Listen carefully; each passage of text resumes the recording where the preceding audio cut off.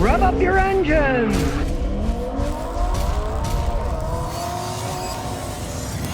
Here's an email from one of you viewers who says, my Honda CR-V 2023 hybrid is currently in the shop due to steering failure. It's supposed to be a common issue in some of the Civics and HRVs. Parts won't be available until April. I do love the driving experience, but I don't know about the reliability now. My wife has an 18 Accord with a 1.5 liter. So far, so good. But I'm worried about the head gasket blowing. That's unfortunate. If you go back like 3 decades ago or so, Honda and Toyota were neck and neck over who was building the best car in the world. You could argue one or the other. They were really close, right? But Honda's been going down a slippery slope of making things cheaper and making mistakes. They got those V6 engines that they got to recall because the rod bearings weren't made right. The engines can lock up. And in this case, power steering failure. And they said the parts aren't going to be available till April. The quality, unfortunately, of Hondas has been going downhill for quite some time. I don't know what it is, but it just is happening. Because for decades, they made great little cars. They kept improving them. Well, now they're going on a slippery slope down, putting in a bunch of 1.5 turbos, little engines, too much pressure, oil dilution problems with gasoline diluting the oil because of too much pressure. With the GDI injection and the turbocharger throwing it in. CVT transmissions that aren't that great. Now let's see, compare those to Toyota. Take a Civic compared to a Corolla. The Corolla and the Civic both come with CVTs, but the Corolla has an actual launch gear in their CVT, and then it switches to CVT after first gear. And they seem to be working great. They have all kinds of acceleration. The Hondas, no. Just Toyota seems to improve them. Honda? Now, they seem to be going the wrong way. Well, you want to know why electric cars don't go so far in the cold? Well, it's a pretty simple thing. They're driven by electric batteries, right? Now, the problem with most electric batteries they have today is they have liquid electrolytes in them. Just like we got blood in our veins, they got liquid electrolytes that sends the electric charges. And guess what? They can freeze when it gets too cold. So the batteries themselves have to heat themselves up because if they freeze, goodbye battery. It'll crack and that's the end of a $15,000, $20,000 battery, right? Now even EV driving range on the highway drops 25% or more when it gets cold outside. A lot of it comes down to, as I've said before, batteries are like human beings. They like temperatures in the mid-60s to the mid-70s Fahrenheit. They're kind of like us. Now, they don't want to be too hot, and they don't want to be too cold.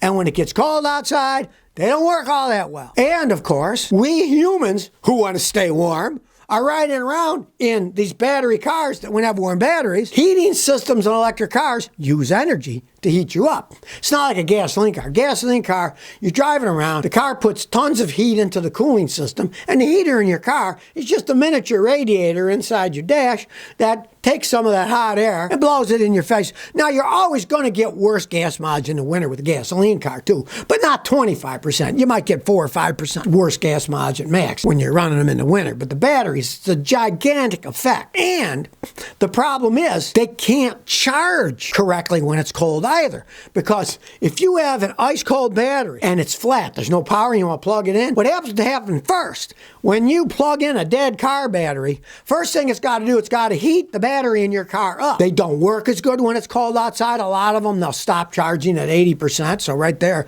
you've lost 20% of the range because it can't fully charge it. And if you are really low, you might be there for a couple hours. It warms up the battery, then it charges the battery. So you might be there 2 hours charging your battery up. I mean, Americans don't stand for this stuff. No wonder. I read a thing today, only 7% of the people polled said they're going to buy an electric car as their next car. It used to be a lot higher.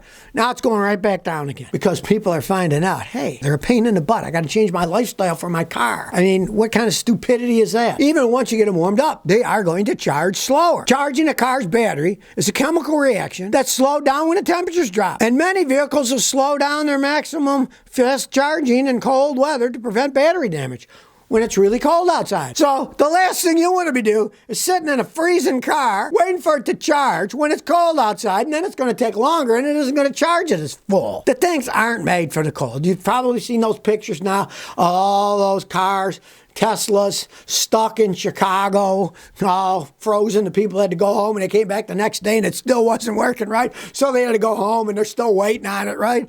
Do you think the average American is going to accept that? No, they aren't. Well, I was reading this article called Subaru has had it right for a long time, and I got to agree, Subaru did hit the nail on the head. Maybe some of their quality isn't that great. They're cheaper made cars, but they did hit the nail on the head. Originally, they were a niche vehicle. They had little bitty four-cylinder engines, great manual transmissions. They were all-wheel drive. People who skied in Colorado, wherever, driving Alaska, they loved them. Now, of course, it's mainstream. You see everybody driving around these all-wheel drive SUVs because now they feel they all need all-wheel drive. Most people don't need all-wheel drive all the time. You get worse gas mileage. They cost more money. But niche people, yes. You live out in the country at the end of a dirt road, you really need all-wheel drive or four-wheel drive systems. And Subaru really was the first company to actually pioneer it. All their vehicles, except for the little race car, are all-wheel drive. That one's rear-wheel drive, but all the regular ones are all-wheel drive. And they made a smart move by it because if you look at it overall, I mean, Toyota, they make better vehicles overall. They're going to last a lot longer. But the Subarus, they're kind of niche. I know a bunch of people, friends of mine live in Colorado. They all drive Subarus. They love them. Now, Subaru itself did kind of screw up because originally they were kind of nichey. Then when they first expanded decades ago in the United States, they screwed up, had quality control problems up the wazoo.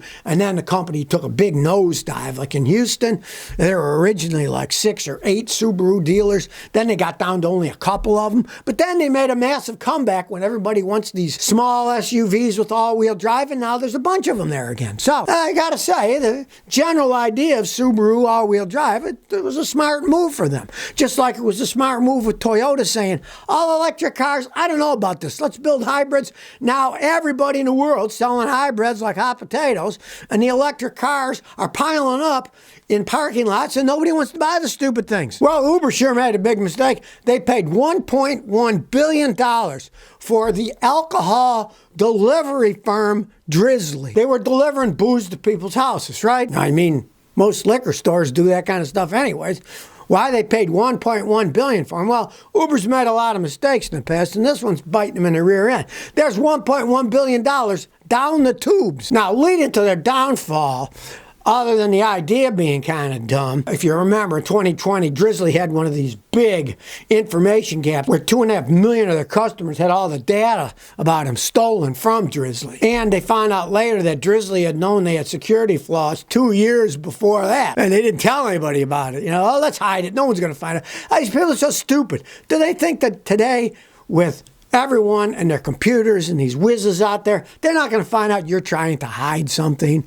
You know, it's kind of amazing, that arrogance that comes out. That kind of reminds me of Richard Nixon. I mean, we illegally bombed Cambodia with more bombs than we used in World War II on Germany, right? And it was against the law. Nixon did it and said, oh, nobody's going to find out. What do you think? Nobody's going to find out? All these bombs are being thrown on a country illegally, and no one will know? Come on now, that's ridiculous. Something that huge. It's not like one-off. Millions of these things, right? Well, the same thing with these companies. They're so arrogant, they think they can do whatever they want. And here's what Uber says. I always laugh. After 3 years of Drizzly operating independently within the Uber family, we've decided to close the business and focus on our core Uber Eats strategy. So they're going back to food and no booze. I mean, what a stupid idea. And the thing was, it wasn't even as if Uber was running the whole thing. Drizzly didn't even hire or have contract workers to deliver the booze. They just let the local liquor stores do the delivering. Now, why Uber even bought it? They weren't using their own drivers to deliver the booze.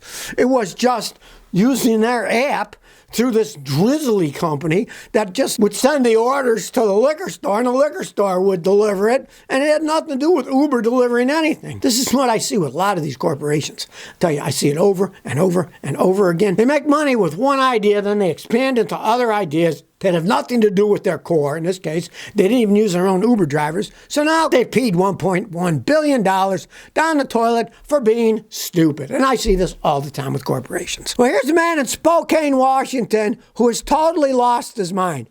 He built that, he calls it a chopper. It's got 2 massive wheels, it even has power steering. He calls it a bat pod. It has a KTM motorcycle engine, and he does actually ride it around. It's called Grind Hard Plumbing Company. He's the guy who back in 2018 put a Honda engine in one of those kid Barbie doll cars. Little girls ride around it, right? I mean, the guy's out of his mind. He built an RX-7 drift tricycle, and even built the world's fastest shopping trolley. The guy's out of his mind. He's got a lot of spare time on his hand. Let's just say that. Now, when they asked him about it, they said, is it going to perform well? And he says, almost certainly not, but it'll be entertaining to try. Well, the guy's got a lot of spare time on his hand. He's having a lot of fun. He hasn't killed himself on these things yet, you know? So that's America for you, and they'll make anything motorized, including the shopping cart that he did a few years ago. So if you never want to miss another one of my new car repair videos, remember to ring that bell.